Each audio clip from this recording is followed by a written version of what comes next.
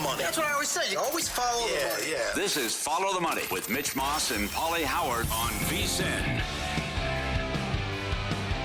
Here we go. It is Follow the Money. We're live in downtown Las Vegas from the Circa Resort and Casino. Today's show is going to be awesome. Been a great week. Been great several weeks here in a row on this program. Among our guests, Matt Vasgersian in an hour. Reaction to MLB Deadline Day. Any bets to be made in the future and what he likes tonight. Chris Bennett. This is going to be great because Matt Vasgersian's on at 5 Eastern, 2 Pacific. 30 minutes later, we're going to get an odds maker's perspective. Chris Bennett joins the show from right here at Circa. How did he adjust and adapt after yesterday's deadline? Dan Leberfeld on the Jets in the AFC East. In 30 minutes, Pauly, you're super stoked. You love betting soccer more than I do. Steve Wyss going to join the program. Full hardcore breakdown, League One, League Two, Premier League, all this stuff. That's right, and we're underway. We got a match today, League One, Luton Town, and Wimbledon, and he's got some great future picks to go over. So we got League One, League Two tomorrow. Championship starts a week later, and the Premier League right around the corner. Good to be back. Good to talk to the meat man. Yep. I'd like to say in the National Football League, a lot to get into on the program. And we'll look at the Hall of Fame game a little bit, tonight's Major League Baseball card as well. But I would like to tell you that I cannot believe it's gotten to this point with the Dallas Cowboys and Micah Parsons. For those who don't know, you just might be tuning in. About 90 minutes ago on social media, Micah Parsons took to his accounts and said, yeah, I want out. Get me out of here. Wants a trade. But it's Jerry Jones and the Cowboys we're talking about. So I'm not surprised, right? He usually signs, and he loves to have his stars, obviously. It took a long time for CeeDee Lamb, took a long time for Dak Prescott. But I was listening to Adam Shine earlier today on the way in, hosting right before us. Adam told the story. At the Super Bowl this past year, Micah went on his show on Sirius XM. And Micah told Adam Shine flat out, I want to get this taken care of right now. I want it to be cap-friendly because I want us to be able to go after more players that can make us compete for championships. Yeah, kind of went against the advice of his agent. Yes. Because the agent said, wait, and it's going to work out for you. Let him sign Dak. Let him sign Lamb. Let's see what happens around the league. He goes, no, I want to be a Cowboy for life. Right, and the agent knew that guys like Myles Garrett, Max Crosby, like these deals, T.J. Watt were probably going to come in. And then Parsons could be like, okay, I'm going to have to get at least what those guys got because I'm as good, if not better than all of them. And it's just a total debacle right now. Well, I'm glad you mentioned that because that's a key point, too. While they were in Abu Dhabi, he called Jones and requested a meeting, and then it turned into a contract discussion the next time they met.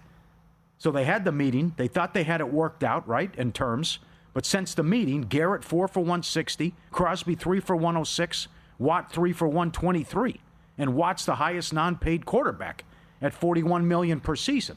Now he's doing shenanigans. Jones and the team refuses to engage with the owner. They're doing the go-around. With the agent. What did I say? Yeah, with the owner. Thank you. With the agent, and then that's where it gets personal and can get weird. Sure. And uncomfortable as he's talking, going mano-a-mano with Parsons, and now the big news today, and this is, it's a debacle. I mean, 30 years you haven't made a title game. I drove by it. The stadium looks beautiful, but I don't blame the fans for just being fed up and saying enough's enough. No, you know what I would do? Here's my advice to Jordan at all the Mama's Pizza spots there in the Metroplex, every other business. I think 10% of the audience might get this reference. What I would do is I would put on like a loop. Throw on Twisted Sister, the song We're Not Going to Take It Anymore. Listen to that song and call the Cowboys as a season ticket holder and say, if you trade this guy, I'm out. I'm done. Stop supporting the team. At some point, Jerry's going to have to learn here that he's a bad owner to sell the team or to not do stupid things like this. It's completely idiotic and unnecessary. And I hope they trade him. I hope he goes to a different team because this guy is a needle mover, man. Yeah. And I have the odds right in front of me, which we can get to, shop around for sure. They're completely different at DraftKings than they are offshore. But he's one of the best defensive players in the league. And there's a reason why, many reasons why. Maybe it is not one of them, but add it to the list of why the market has been moving on the Cowboys this year. Their win total has moved at several spots to 7.5. Yeah. Oh, the 8.5 was juicy, no doubt. That's right. But look at the offseason they had. I mean, again, it's the Dallas Cowboys. He goes Schottenheimer. Right? And it was an awkward joke. Yeah, awkward press conference. Again, you can get just about anybody you wanted. And the one time he stepped out, he got Parcells, but that's it. And a guy, you couldn't share the room or the glory and the accolades with Jimmy. and had to let him go. Not to mention how long it took to put him in the Ring of Honor, the Cowboy Hall of Fame, whatever you call it. Wouldn't you be fed up if you lived there? Yeah. I mean, I would have been several years ago. Yeah, it's unacceptable. Right. Yeah. And if this guy's a Hall of Fame talent, he dominates games. And he's been, the main reason why the defense has been a factor here going back since they drafted him out of Penn State. He fell to their lap in the draft. There's no way, no how Parsons should have lasted that long in the draft. Well, this is what he does, though. He prefers to go one-on-one with the player. And he waits, and it usually backfires like he did with Dak, where they had to give him more money as well. Yeah. So at DraftKings, and Julian Edlow just tweeted this stuff out. You can find it when you shop around a little bit here. They're including the Cowboys on the list. So they make the Cowboys a $3 favorite to be like the next team still. The Eagles are 10-1. The Patriots are 10-1. Chargers are 15. Cardinals, Niners, 16. Rams, 18. Panthers are 22-1. Jets, 25. And the Raiders, 25. Offshore, the Raiders are the short shot at 5-1.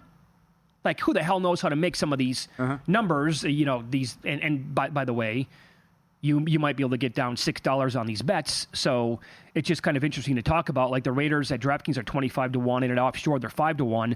Pittsburgh 6-1, by the way. Globally speaking. Yeah. But the Chargers are there at 7-1. The Packers are at 10-1. That is a move that, if he really, demands, not just requests a trade, demands, get me out of here, I'm not coming back, and the Cowboys listen to him, it's a move the Packers should absolutely be on the phone with the Cowboys for, but they won't. This is not what they do. I think a Parsons to Green Bay, I think he's good enough to make a team like that a real Super Bowl contender. I really do. Yep. You've already had a rough go of it, too. Cornerbacks out, guards out. You had some key injuries as well, and I think they're going to be any good anyways. Right. And maybe 8 wins was the best case as well. Why not blow it up? Why not? If this doesn't work out, why not trade Dak too? Oh, well, I don't think Jerry wants to do that, but it's not who he is. Can you buy in now a little bit? Like if they were to trade this guy to Lou Finocchiaro 2 weeks ago, saying Cowboys worst team in the league, get on that number. That's interesting. Yeah, it's a big price, my friend. Yeah, absolutely. Yeah, right. Sure. And there's nothing behind Dak either.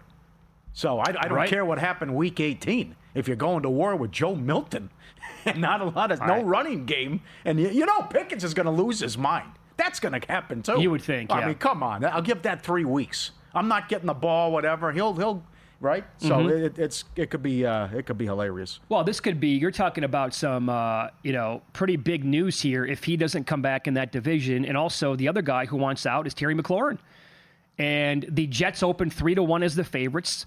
The Raiders open up 6-1 to get him. This is, again, globally speaking. Ooh. The Raiders, now the short shot, 3-1 to get him.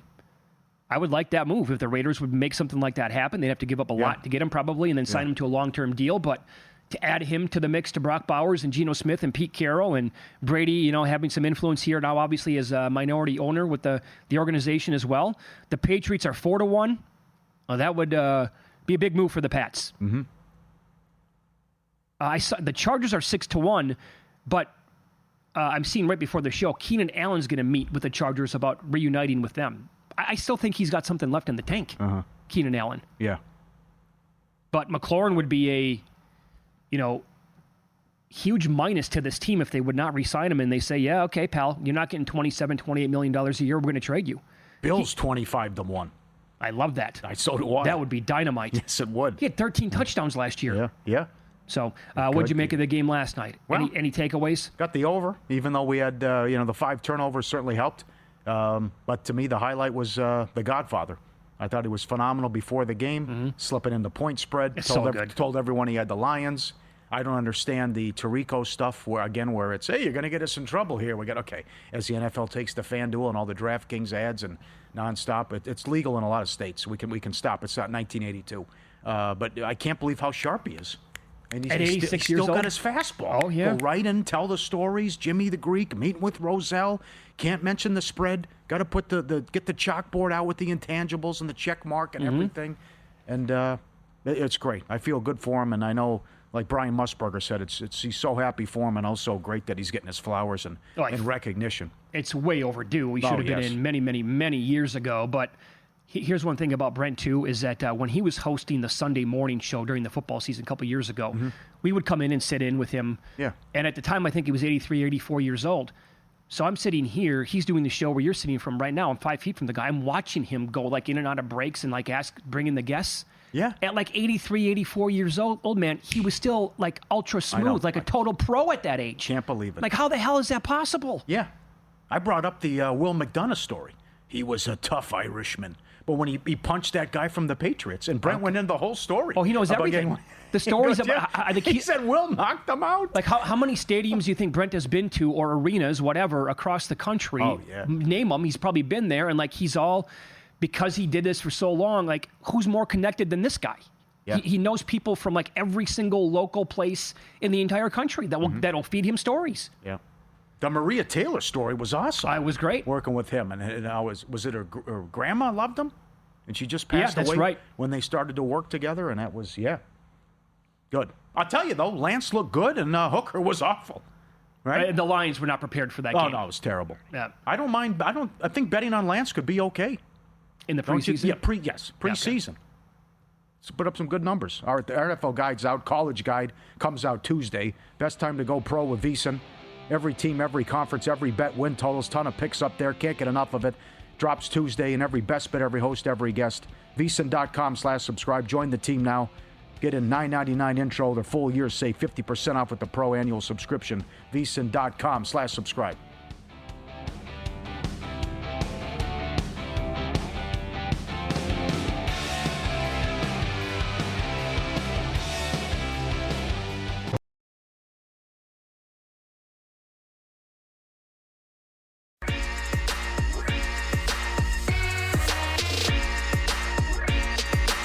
Win Some, Lose Some is sponsored by the Sharp Plays. Were you a winner last night? Wow, winning. Or was it a rough one? Well, they can't all be winners, can they? Loser! You're a loser! Pauly Howard recaps the night in sports betting in Win Some, Lose Some. Cubs shout out the Orioles 1-0, a game that just went final, and the Reds beat the Braves 3-2. Any tickets? Who had it? Joel Damon, first round leader, 150-1. I saw one ticket at 140. Unbelievable. Solo leader. Ooh. Incredible round. Just split with his caddy, I thought, too, if I read that right. What a story. And I thought it was going to land 34, like you said yesterday. Hall of Fame game, 32.5 up to 34. But then the touchdown on fourth down gets over there as well. CFL game, Ottawa plus 4.5 to minus 2.5. No sweat. That cashed. And the Braves plus 150. Are you kidding me? A 3-run lead for Abbott, and then a crucial error, and then it's 11-3. The Braves get 8 in the top, and the Reds tie it? Yeah. The Reds got 8 runs without an out being recorded. 16 runs combined in the same inning. Yeah. 8 spot here, we'll match you. Right. Oh. So you went from, because you had them, Yeah, the the Reds. You went from feeling awesome after Abbott, he gave up a couple there, but they had the lead, and then you're like, oh my God, 11-3, that's dead. You give up on the game, and then wait a second, 11-11. I couldn't believe it. Base hit, home run. Like base hit. All of a sudden it's tied. Like what? It's tied. There's not even an out. Then they had a guy on second with 2 outs, and of course they lose in extra innings. Incredible. But it's just, you give Abbott a 3-run lead? Oh, that was ridiculous. Subscribe, be part of the team, VSiN.com, our radio and podcast friends. You always want to see these tweets and videos at Pauly Does Vegas on Instagram. Send them in, we'll put you on. Interesting compilation here. Dogs afraid of cats. I'm shocked. I mean, just look at the sheer size. Oh no, the German Shepherd running away. It's like you're a lot bigger. It's no problem. But the intimidation factor. This guy's trembling. Lord. Yeah, guy trembling in fear. Right? Well, cats are sneaky little devils, man. Yeah, right. I've never owned one. I'm okay with cats, but I don't want them in my house. Yeah. A lot of these dogs freaked out. They run right away, and remember we showed the one with skedaddles out of there. Yeah. The best is when the guy's trying to walk down the steps and he won't do it because of the intimidation factor, right? It's like you're driving the lane against Mutombo. I mean, it's not that bad. There's a little altercation there. How about the dogs on a surfboard? How many we got here? See, you don't know 10? if it's is it real? Looks real to me because they're not going fast. Yeah, you got like 10 dogs here on the surfboard coming up having a good time. No human being. Yeah, Luke says it's real too. Yeah, it looks good, right? Because I saw there was one where the French bulldog was hauling ass on the jet ski, and they were flying, but he had it the whole time, and it looked good. One lose some WNBA Mystics from 3 up to 5. Mike Palm with a great point today. How come that you said it, you heard it? How is this Golden State coach not the favorite for Coach of the Year? I mean, I don't think you can trust the voters in that sport, but great point by him. I mean, I never would use the word lock, Pauly, but how would she not get your vote? Yeah. Right? Went over the win total weeks ago. Could make the playoffs. Over 500. Interesting handicap tonight on a back-to-back. They play Chicago, who's been awful, but they're laying 6. Yeah, I'm with them. Before the line moves, Sharp Plays is already there. They don't follow the market. They help shape it. You're not going to outmuscle billion-dollar books or full-time sharps all by yourself. With the Sharp Plays, you don't have to. Free betting reports, real-time alerts, market-moving insights, straight to your inbox or X feed. He's been doing it since 2011. Been with Follow the Money since day one. The Mr. Poison t-shirts. Documented results, public logs, transparent receipts, sharpplays.com. Trusted by pros, watched by the books. Visit sharpplays.com. Stay ahead of the line. Can we get into the Cam Scatterboo stuff right now? Yes. Okay. I asked this question earlier today on X, at Mitch Moss Radio. He's at Pauly Howard, at VSiN Live as well. Who is the longest shot in the NFL this year that you could see getting in the mix? Like we're talking late November, come Thanksgiving, maybe December. Like, hey, this person has a chance to win this award. Who is the longest shot that you could see? And I got an incredible response. So thanks everybody for that. We're going to get into those a little bit later on. But I asked you to have somebody as well. And is he going to be the guy? Yeah, because a friend of mine reached out yesterday, and he has a good source that's high up with the Giants. He asked him about Dart. Didn't even get into it. Went right to Scatterbo. Low center of gravity. Hard to tackle.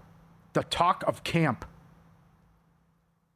They tell him to be careful because he wants to run through and run over everybody. I can see all that going back to last year, yep. Catches the ball out of the backfield. Going to be on the field a lot. Maybe some special teams. Singletary could be a cap casualty. Could be the starter by week 4. From a prop standpoint, goal line carries, touchdowns. Let's see. 80-1. Offensive Rookie of the Year at Westgate and Circa. 75-1. Will Hill and Caesars. Ran it down. It's a great source. He was right. The source was right about Neighbors. Well, hey, watch out. This kid's a real deal. He's saying that Scatterbo's been the talk of camp. So here's their running back room. Tyrone Tracy, Devin Singletary, Scatterboo, Eric Gray. He can't win that on day one. I think that he can be the week 1 starter. Yeah. I think his game from college translates to the NFL. He was an absolute steamroller. Now, he probably needs to stop that because it is a different level we're talking about here. But he was a great pass catcher. I'm telling you right now, like if he had one more, you can say this about a lot of guys, I get that. If he had one more year left of eligibility at Arizona State, they could win the whole thing. Or they'd be a playoff team again for sure. I'm convinced of that. Well, it's kind of like Derrick Henry, although they don't do it. Imagine the design screens for this guy. I know it. And you got to tackle this kid if you got some blockers out in front of him. So I've had my eyes on him anyway. I did bet him a little bit at 80-1. Let me give you this. And I probably have too many subscriptions, but one of them, Matthew Berry's Fantasy Life, is very good. That's where Guillotine Leagues is at now. Our buddy Paul Charchian. But they had some stuff today on the 49ers. So it goes back to Juwan Jennings, right? He's supposed to be, for various reasons. I mean, no more Deebo Samuel. Brandon Ayuk, I'll get into that coming up in a second. But off the injury, everybody's expecting big things for Juwan Jennings this year. Calf injury. This goes back to Wednesday, I believe. Kyle Shanahan said there is no expected return date yet for him. Not great news. Final year of his contract. Very vocal about wanting a new contract. And they don't think the injury is going to be long-term. It's an injury that fantasy drafters, will have to keep a close watch on. Keep in mind, Brandon Ayuk, he could be ready for week 1, but there's no timeline for his return that has not been given either. So reading stories today on Ricky Pearsall. This is from Matt Barrows of the New York Times. Pearsall seemed noticeably bulked up during his media appearance Thursday and said he made beating tight physical coverage a priority this offseason. Quote, there's a lot of one-on-one opportunities out there, and you've got to win your matchups. That was my biggest takeaway going into the offseason. Pearsall closed last year with 8 catches on 10 targets, 141 yards and a touchdown in that game against Detroit. He had 6 catches on 8 targets for 69 yards and a touchdown against Arizona. Again, I'm not telling you that you have to bet this guy. He's going to win the award. But I could see a scenario where he turns into the alpha in this offense. Shanahan, awesome offensive coach. Purdy's going to put up numbers. Their schedule, that's why people love this team this year. The schedule is doable. I'm just saying, like Pearsall, middle of November, here comes December, flipping the calendar. Hey, this guy, offensive player of the year. Maybe there's an inkling to that. Maybe he's like right at or near the top of the league in these key categories, like touchdowns as a receiver, targets, the whole thing. I took him today. I asked Jeffrey Benson here at Circa. They didn't have him posted. I said, can you do me a favor and post him? And if the number was right, they put up 400 to 1. So I felt obligated to bet 400 to 1 on Ricky Pearsall. All right. All right. It's kind of fun. Yeah, sure. Making a case for these guys, long shots that, again, it would take an absolute miracle for him to get there. But there's a chance where I think he can have, and this is probably more for fantasy, circle him. I'm absolutely going to, target that guy in almost every one of my leagues. So... But of the feedback that we got today, that I got on Twitter, Will Hill said Pickens 200 to 1 offensive player of the year. Nick Chubb was a common response for comeback player of the year. I should probably add him. Yeah. I mean, especially with the concerns now coming out of early camp here with Mixon. Going to be hard to overcome, I guess. Yeah, I can't believe Dak's that short, but Hutchinson. If Hutchinson has a big year. Yeah. Plus McCaffrey, but Chubb was that's devastation. What he'd be coming back from. For sure. How ugly that was. It's a really good list of candidates on there. I wonder if Hutchinson could win Defensive Player of the Year and Comeback Player of the Year if he's that good. And McCaffrey, if he puts it together, obviously, and plays the entire season, it's definitely going to be. Have you thought more on McCarthy? Like what Thor said? It's so bizarre. I mean, he's never played. He hasn't played a game. How will you come back? Yeah. Okay, you were hurt, I get but it. you haven't. Yeah, you haven't played a game. I think I've seen him as low as plus 750. Have you really? Yeah. Come on. I am not there yet, but no. He made an interesting he did. case earlier in the week. All right, the meat man Steve Wyss makes his return to the show as soccer is back this weekend. Can Wrexham do it again? We have League One and League Two, and his best bets for the weekend and futures coming up here on Follow the Money.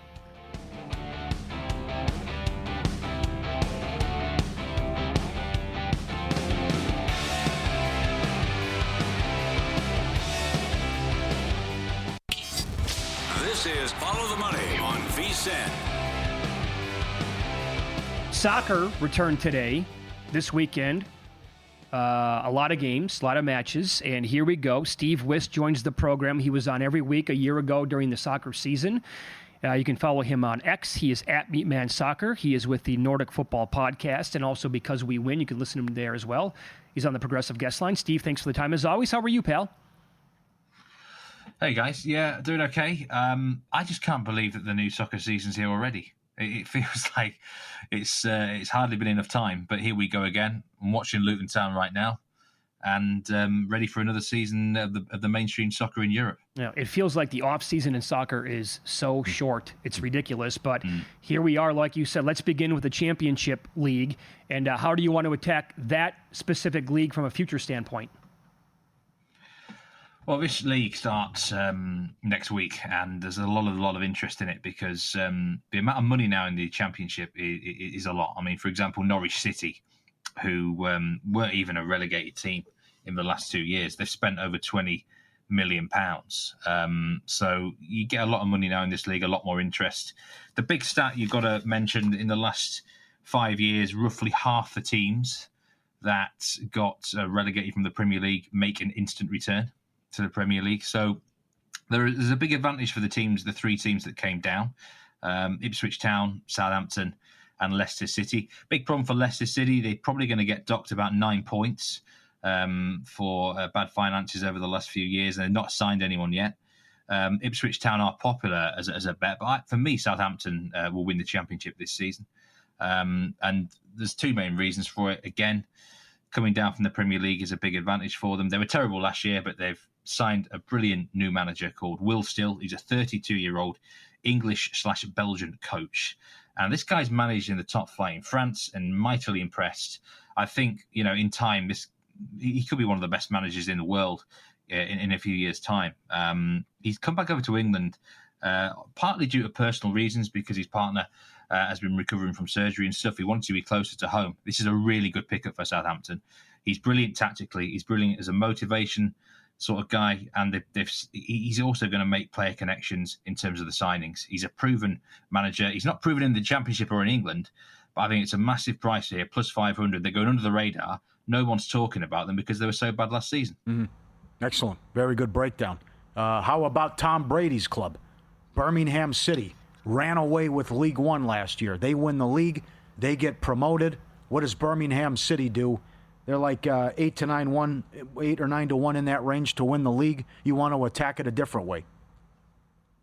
Well, I certainly wouldn't put off anyone backing them to win the league around about 9 to 1. And if you could get double-digit odds, then absolutely take a nibble, because this is a club that has huge ambitions.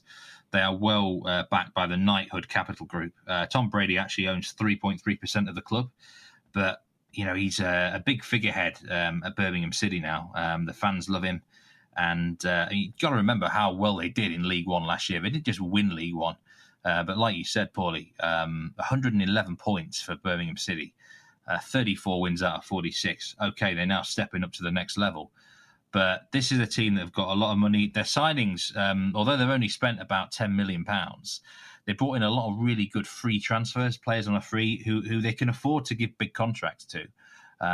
Example like Tommy Doyle's of this world. They have spent nearly £10 million on a player called Kyoki Furuhashi from Rennes in France. So they're not lacking a few quid, as we would say over here. I think the best bet with Birmingham is just to be in the market, to be promoted at plus 300.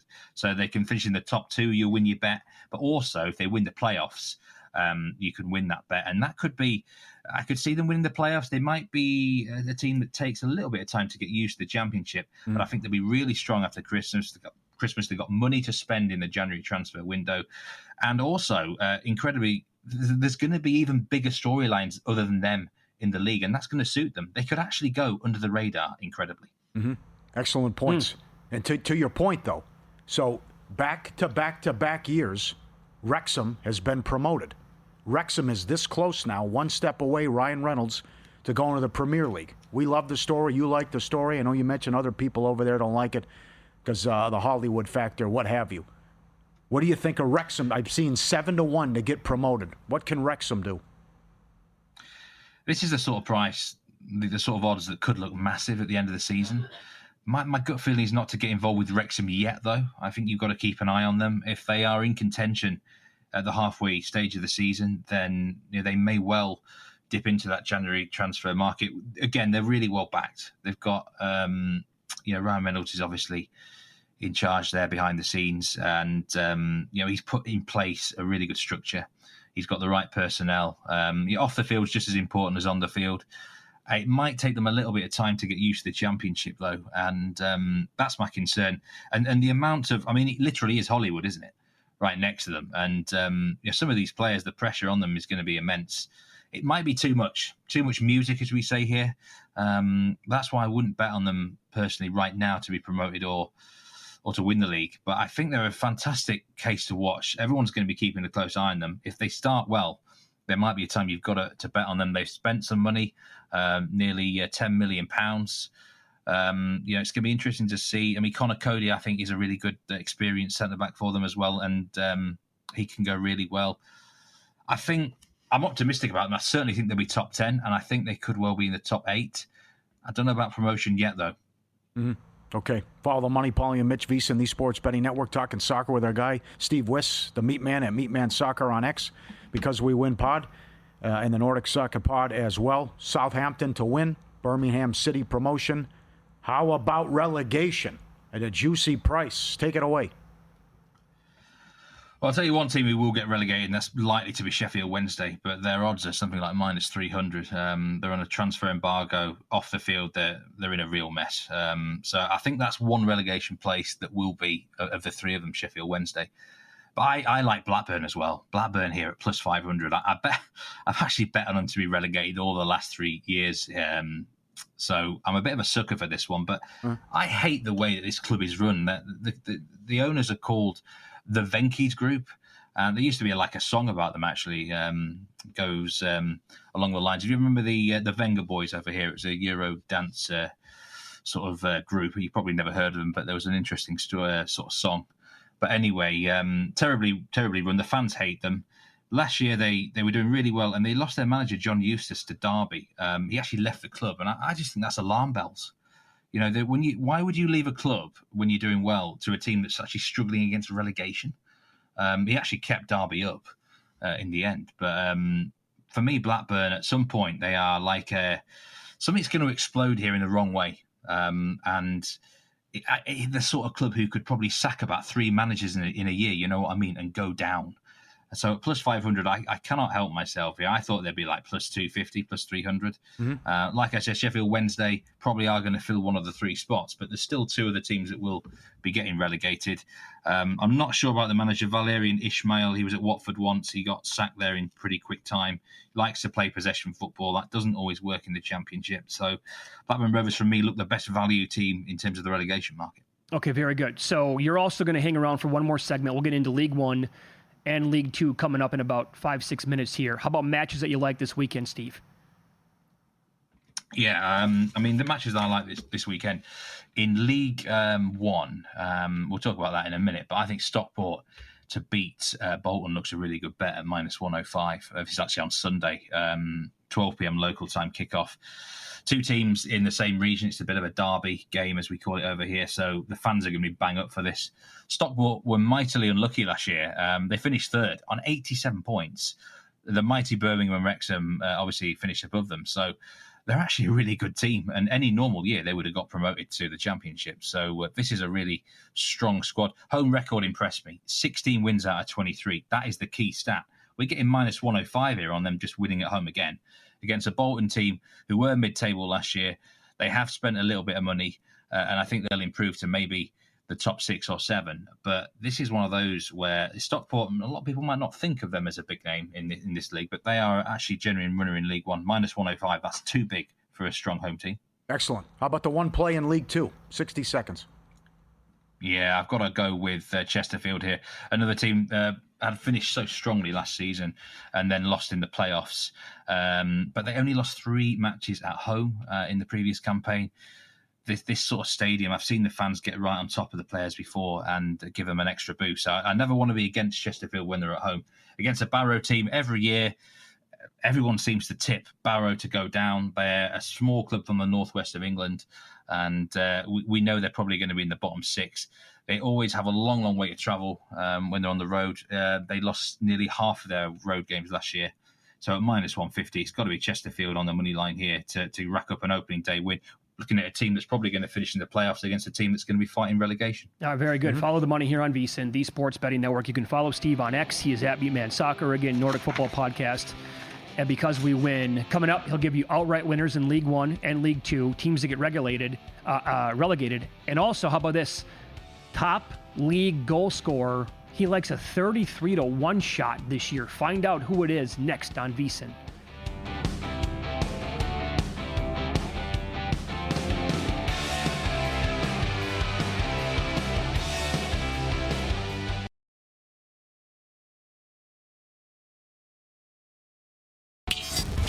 This is Follow the Money on VSiN. Good to have you on board here on a Friday. We continue talking soccer here. Steve Wyss is our guest. He is on the Progressive Guest Line. You can follow him on X. He is at Beatman Soccer. He also hosts a couple of podcasts, the Nordic Football Pod, Because We Win as well. All right, let's get into League One and League Two. Beginning with League One here, Steve. Your pick and your bet to win it outright would be who?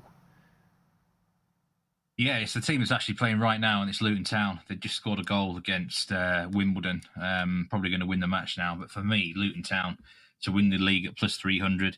Maybe that'll come into plus 275 after this win. But I think you've got to place quite a sizable bet on these guys to win League One this year. I just look at the squad. I look at the quality. I look at the resources, and they're just far better than anyone else. And look at last year in this league, Birmingham and Wrexham. Those were the two teams who fitted the same mould. So, it's not going to be 111 points for Luton Town, but I could see them threatening certainly the 95-point mark. They've had 2 successive relegations, that's not good, but they should never have gone down last season. They changed their manager too late. If they brought in the current manager, say a month or two before, they'd still be in the Championship. They've still got parachute payments as well from, we call this when teams get relegated from the Premier League. They get payments for the next 3 years, which is a significant financial windfall. And that is why a lot of teams immediately bounce back to the Premier League. They are now in League One as a really rich club. So all things considered, they've got a proven manager now who's really good. And they've got the squad, they've got the money. And they can bring in players in January if they need to. Looks like they're going to get off to a winning start here. I'd be surprised if anyone else gets near Luton Town this year. They've got to win this league for me. Around plus 300. I'd take anything at plus 200 or more. Strong. Okay. How about a team to be relegated then from League One? Well, I think something like 12 teams are at plus 400 or less. That is how open this relegation market is. What you've got to remember in League One is 4 teams get relegated. So you've got plenty of chances to win your bet here. And I had a good look around. You could actually make a case for about 6 or 7 clubs. Don't really like Mansfield's business this summer, but Rotherham are the team that are going to take here at plus 400. If you shop around, you might be able to get up to plus 600. I've seen it in a couple of places. But I know a few Rotherham fans. I've actually seen a full match of a friendly pre-season against Harrogate Town. They won that game, but they weren't very impressive. And now they've just lost 5-0 and 4-1 in 2 friendlies. They lost 4-1 against Accrington, who are in League 2. So the vibes are not very good around Rotherham right now. They've been a club kind of in decline for a while. They massively underachieved last season, so not a good feeling heading into the summer. And they don't seem to have any momentum at all. So it's a wide open market. It really is, this one. And you could take your pick from about, let's say, 5 or 6 teams, really. But in terms of pure value, I think plus 400 on Rotherham has to be worth a go. That their ship can completely sink this season. Okay, and you like a 33-1 shot to lead League One in goals this year. You're going to go with James Collins at that number. State your case for him. I love this bet. It's one of might be the best value bet I'm giving out on today's show. James Collins, a 34-year-old journeyman veteran. He's a fox in the box. He knows where the goal. He knows where that goal is. He's actually won this award before in League One. In the 2018-19 season, when he was at Luton, he scored 25 goals.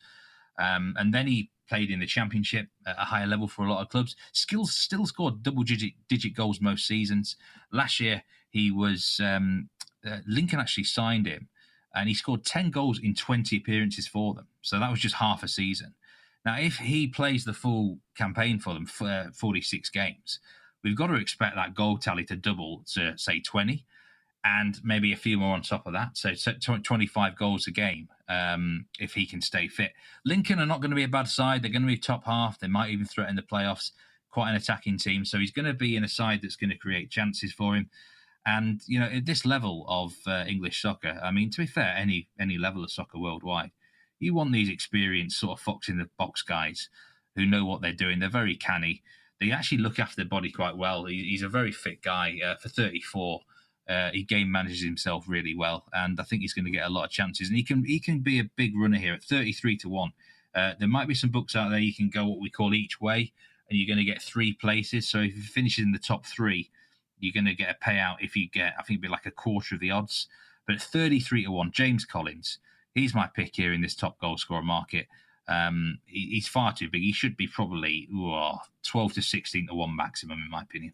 Excellent. Follow the money, Pauly and Mitch Vyss in the Sports Betting Network. The Meat Man, Steve Wyss, our guest at Meat Man Soccer on X. League 2. MK Dons burned a lot of people last year. They got me too. Oh, me good. They spent a lot of money. Nigel was Tottenham as well. They have money. So it did not go well. How about MK Dons? I think they're the favorites to win League Two. Take it away, Meat Man. This almost feels a bit like a square bet. It really does. But I got burned last year like everyone did. And I really hope I'm not going to get burned again. But I've got to go in on MK Dons here at plus 300 to win League Two. Sometimes you've got to go with the blindingly obvious, and they are just the best looking team squad.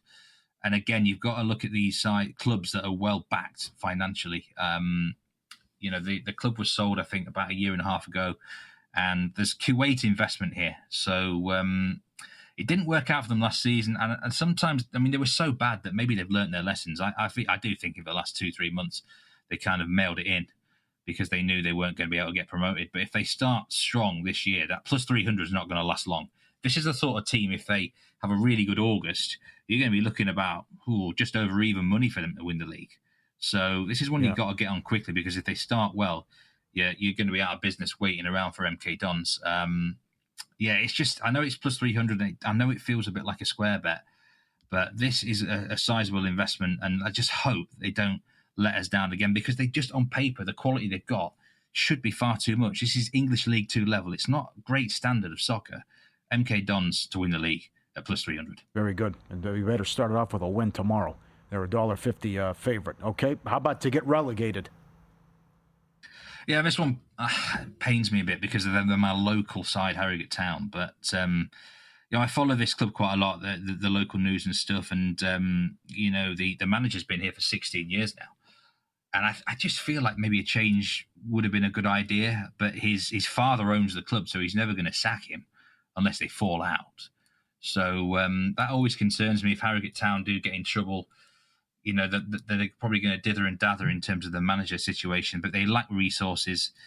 They lack fans, to be honest. I probably need to start going to their matches because they do need fans. They lack attendances. It's not a fortress of a ground to go to. And every year they seem to survive by the skin of their teeth a little bit. They have moments where they rack up sort of random victories, but last year, a couple of really poor teams did get relegated.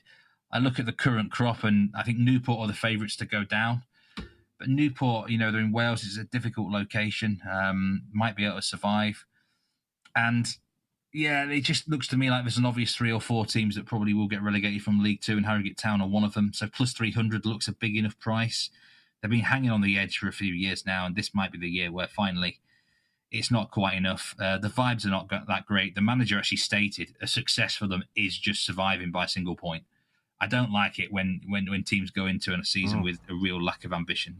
It can be a problem. So they've got to be the bet, sadly, for me to be relegated plus 300. Sure. Hey, Meat Man, in about 2 minutes here, what is the most obscure soccer league or football league that you follow at any point throughout the year?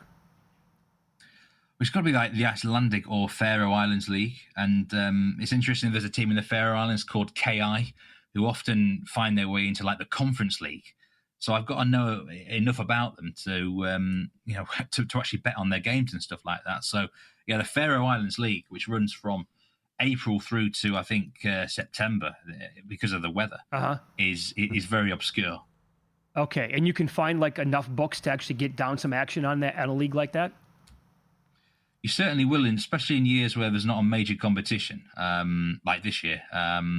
Next year they've got the Soccer World Cup in America, of course, so there won't be as much attention on it. But often people want to bet on summer leagues, and Scandinavia is a hotbed for that. South America can be as well, of course, because soccer is a 12-month venture around the world. There's always a league to bet on somewhere, sometime.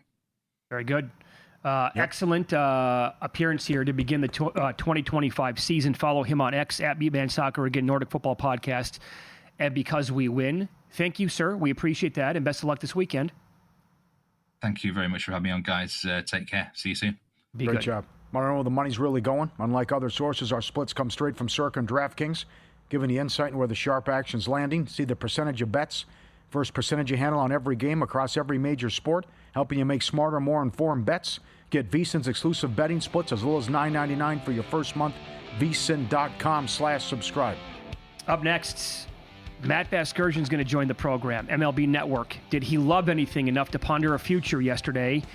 And he always has juicy angles on the betting card. We'll find out what he's looking at tonight, coming up next on VSiN.